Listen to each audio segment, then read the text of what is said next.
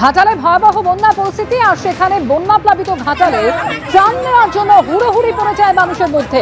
मेरा सफेद तुरंत खुले, भरपूर झाग दे और इसके स्मार्ट साइंस दे स्मार्ट केयर और फ्रेशनेस। मेरी चॉइस मेरा सफेद।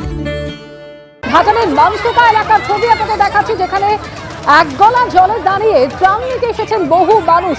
নৌকায় ত্রাণ নিয়ে এলাকায় পৌঁছে গিয়েছেন পশ্চিম মেদিনীপুরের জেলা শাসক এবং প্রশাসনিক আধিকারিকরা। পরিস্থিতি সামাল দিতে সবাইকে আশ্বস্ত করার চেষ্টা করলেন জেলা শাসক নিজেই।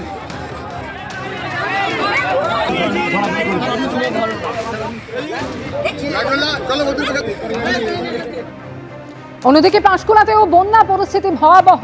16 নম্বর জাতীয় সড়কের ওপর কয়েক জায়গায় প্রায় কোমর সমান জল, ফলে একদিকে লেনে সাত দিয়ে দাঁড়িয়ে রয়েছে ট্রাক। ঘুরে দেখলেন আমাদের প্রতিনিধি বিটন চক্রবর্তী।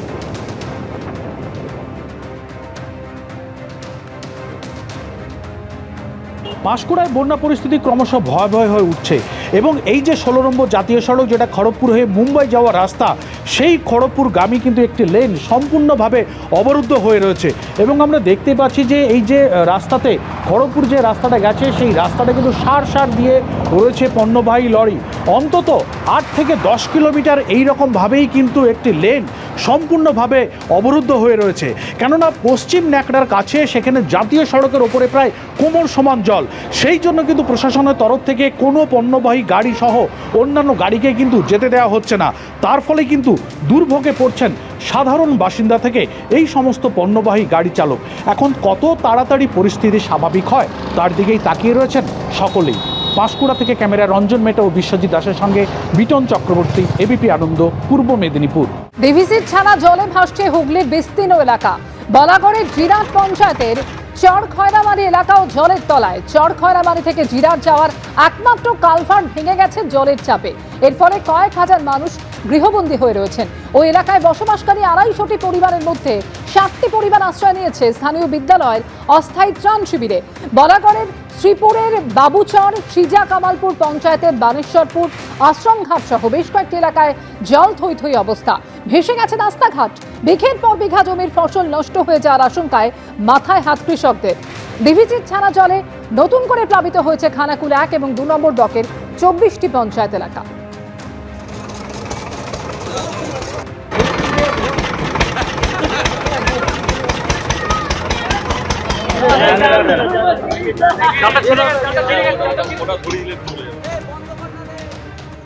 দুই মেদিনীপুর থেকে হুগলি, রাজ্যের একের পর এক জেলায় বন্যা পরিস্থিতি। আর এই বন্যা পরিস্থিতি নিয়ে এবার প্রধানমন্ত্রীকে চিঠি দিলেন মুখ্যমন্ত্রী। ডিভিসির সঙ্গে সম্পর্ক ছিন্ন করার হুঁশিয়ারি দিয়েছেন তিনি। আর এরপর প্রধানমন্ত্রীকে চিঠি লিখলেন মমতা বন্দ্যোপাধ্যায়। সেই চিঠিতেও ফের ম্যানমেড বন্যার অভিযোগ তুলেছেন মুখ্যমন্ত্রী। অনিয়ন্ত্রিত এবং একতরফা ভাবে জল ছাড়ার ফলে রাজ্যের এই অবস্থা। অতীতে এই পরিমাণ জল ডিভিসি থেকে ছাড়া হয়নি। 2009 পর দামোদর নিম্ন অববাহিকা ও সংলগ্ন এলাকায় সবচেয়ে বড় বন্যা। ডিভিসির চেয়ারম্যানকে 16 সেপ্টেম্বর ফোন করে জানানো হয়েছিল। তারপরেও 17 সেপ্টেম্বর ভোরে 2.5 লক্ষ কিউসেক হারে জল ছাড়া হয়। এত জল না ছাড়লে এই পরিস্থিতি তৈরি হতো না। রাজ্যের 50 লক্ষ মানুষ ক্ষতিগ্রস্ত।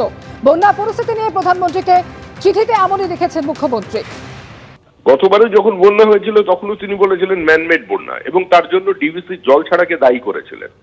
এখন কোন রাজ্যের মুখ্যমন্ত্রী যদি সরাসরি যুক্তরাষ্ট্রীয় ব্যবস্থার বিরুদ্ধে যুদ্ধ ঘোষণা করে দেন, তিনি তারই সহযোগী রাজনৈতিক দল ঝাড়খণ্ডে যারা এই মুহূর্তে সরকার পরিচালনার দায়িত্বে আছে তাদের বিরুদ্ধেও যুদ্ধ ঘোষণা করে দেন এবং সর্বোপরি নিজেদের সার্বিক ব্যর্থতা, নিজেদের পরিকল্পনাহীনতা তা সম্পূর্ণভাবে কেন্দ্রের উপরে চাপিয়ে দিতে চান, তাহলে তার পরিণতি কি হতে পারে?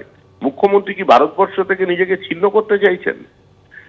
দামোদর ভ্যালি কর্পোরেশনের পরিকল্পনা যারা করেছিলেন, সেই দিনকার প্রধানমন্ত্রী, তখনকার সংশ্লিষ্ট দপ্তরের মন্ত্রী, জিওফিজিসিস্ট, তখনকার ইঞ্জিনিয়ার, নদী বিশেষজ্ঞ যারা ছিলেন, প্রকৃতিবিদ যারা ছিলেন, তারা সবাই মূর্খ ছিলেন। তাহলে একটা ড্যামে যদি নির্দিষ্ট সীমার পরে জল যদি জমা হয়, সেই জল তো ছাড়তে হবে।